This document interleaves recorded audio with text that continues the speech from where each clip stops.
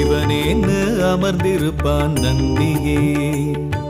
சிவலிங்க ரூபத்தின் முன்பிலே சிவனேன்னு அமர்ந்திருப்பான் நந்தியே. சிவலிங்க ரூபத்தின் முன்பிலே சிவபெருமான் திருமுகத்தை பார்த்தபடி அவன் பொழுது கழிந்திடுமே நல்லபடி. சிவபெருமான் திருமுகத்தை பார்த்தபடி அவன் பொழுது கழிந்திடுமே நல்லபடி.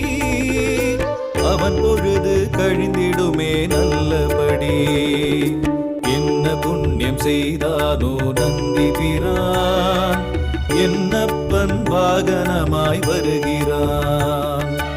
என்ன புண்ணியம் செய்தானோ நந்தி பிரான், என்னப்பன்